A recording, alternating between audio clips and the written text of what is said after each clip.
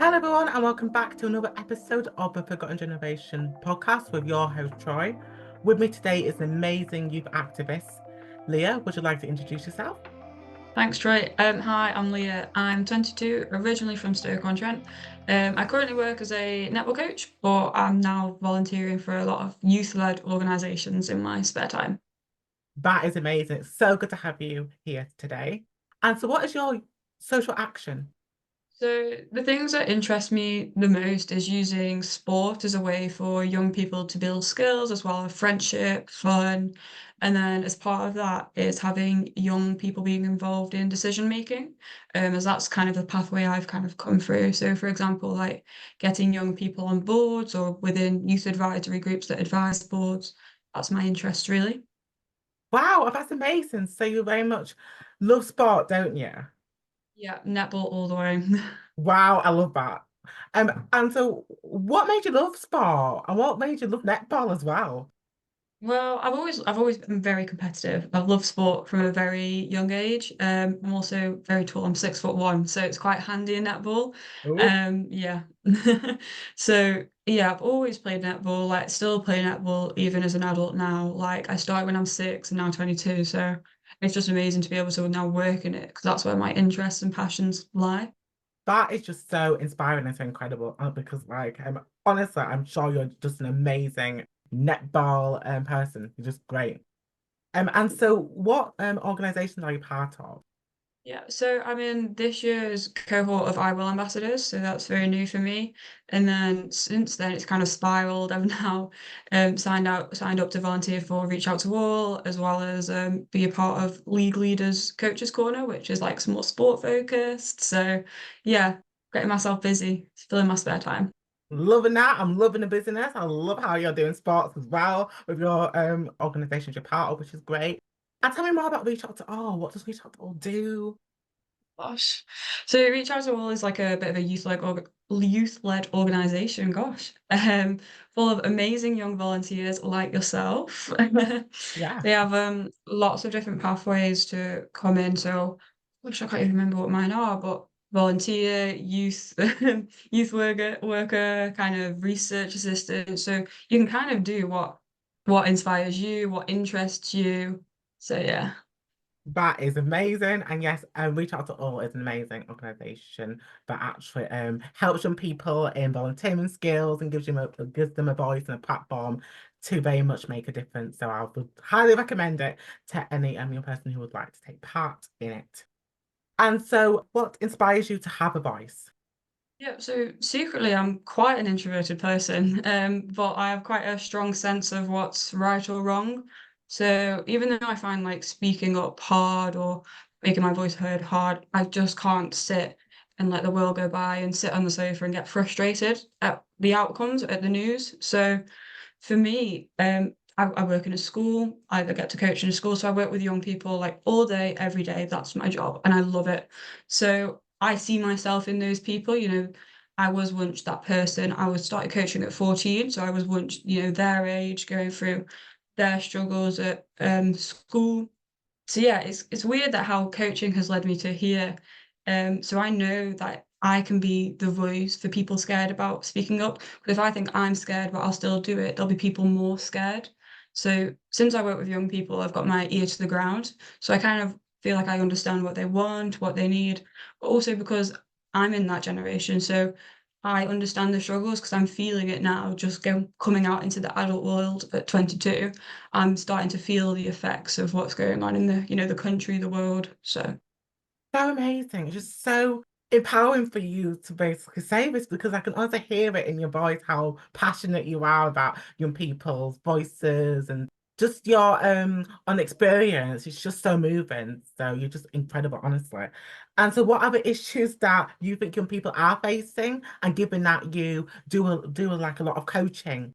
yeah, so well, young people, they're having the same issues as everybody. So there are like more issues faced solely by young people, but we are feeling the same situations as the rest of the country, be that the cost of living crisis, that still affects you when you're in school because that's your family going through that. The lack of mental health support, that can affect you at any age. or a lack of representation, and that's where my interest with getting the youth voice heard comes in. So yeah. Yes, exactly. Get ourselves heard. That is so important. Yes. And so, what do you want the government and professionals to do better to support the young people in having that voice? Yeah, so firstly, they need to understand what issues we're facing. Young people need these positions on boards or need to advise the boards. So this just shouldn't be used as like a tick box exercise. It's like, oh, we'll have a young person, fine, but we won't listen to them. We have our opinions, we have our views, and ultimately, like this is going to be our world at some point. So, we can make a meaningful change. So I feel like there needs to just be like better mental health provisions starting at a young age, starting at primary school. We shouldn't have to sit on waiting lists for months and months and months without support or without anyone checking in with you, just waiting for that letter to drop through your door. Support and education about mental health needs to start at a young age. At the same time you're educating people about relationships and all that, mental health can come into that, play with that, and that's why I love sport. It's always been a bit of an outlet for me. It kind of gives me a couple hours where I can kind of step off the world and just enjoy myself, enjoy what I'm doing. That's what I always say to the girls that I coach, physical activity and sport isn't just like a 20-minute run around. It betters your mental health, even if it's just, a short walk. It's a short time that you're outside away from anything that's stressing you. So yeah. I love that. I just honestly love how you're so passionate about actually making that difference in sport with the girls that you coach, and to really tell them to never give up and to keep Exactly. going. Yes. Teaches you a lot, sport does. Perseverance. Absolutely, because I think honestly, sport is so important, but it's not spoken about as much, is it? Because we have No. very much issues that we talk about, like the education system, climate change, cost of living crisis. But Yeah. actually, sport is also important. It's about healthiness. It's about keeping yourself fit and keeping your mental health okay as well. It also links to that as well, and physical health. Yeah, exactly. It sets you up for the rest of your life. Some of the like leadership and team working skills I learned, as a young child, I use every day. And that's a part of life. It's part of everyone's life. Working with people, being able to communicate with people. So Absolutely. So, so important. I got to say on that one. And I just think it's so in that because I think it needs to be an issue that I think government needs to take more seriously about mental health, as I don't think it's talked about as much for us young people. It's just a thing that we just don't get solved. It's still going on and on and on. yeah.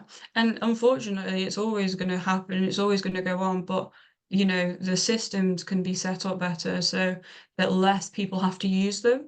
So that's where, education through school comes in, different ways, different outlets. I love to journal. I'll use that as my escape as well. Just, to sum up your day or to write about an amazing time you've had and then just leave it. Just being able to separate like your life from like for work, for example, if that stresses you out. It's like an important life skill. That is so important because, we don't get talked about that, separate your life a bit more from work and from personal as well.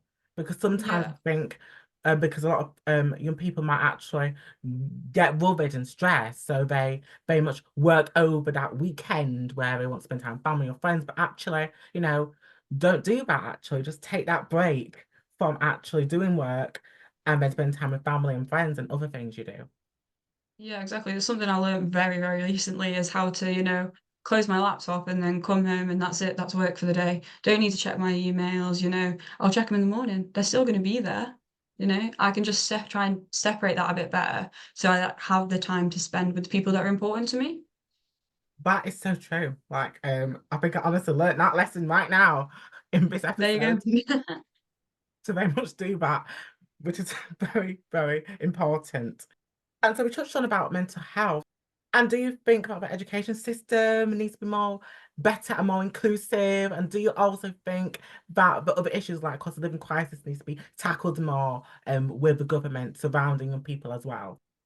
Yeah, I think, in the education setting, I think there's a lot, you're going to come across a lot of different people, a lot of different adults, a lot of different kids, people that are important to you, aren't important to you. You need to be able to deal with these people. You need to be able to understand their challenges, their differences, and all that.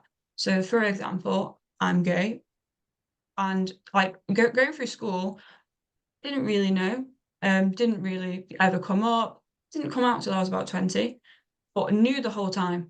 So I feel like the education system needs to set up something or be more like proactive so that there isn't a kid going through like years and years of education, terrified to come out or terrified to be who they want to be. And then they go off to university and think, oh, I've got a bit of freedom. I can be who I want to be. They shouldn't have to go through those years and years of tough years. That is going to affect their mental health. A lot of these problems are intertwined. Your mental health gets worse. You have time off work, but it's the cost of living crisis. So you can't have time off work because you need to earn money because your groceries have gone up, you know. It's all linked. Like all of these problems, it might not seem it at first glance, they're all linked. So I think, systems need to be set up better or changed. And I think a lot of it comes down to education. If you can get your hands on the issue before you're 18, it's going to set you up better for life. Absolutely. I honestly echo about on what you just said, and I think it's so important that listeners listening to this episode and professionals and who are listening can understand where you're coming from and understand these are the issues that are important and needs to be tackled a bit more. And I also think it's so important that we speak about our sexuality and our identity because we're unique and we should embrace it instead of being scared about it because even I was literally because like I'm scared about being gay myself. As I'm gay and I'm proud to be gay and I'm proud to like boys and that. But I just felt really like judged because I'm, gay and because I felt like people won't understand who I am and where I'm coming from. Yeah, exactly. I knew when as a kid, and I was not scared of my friends' reaction or family's reaction. Like I knew I'd always have their support, and I'm quite lucky in that situation.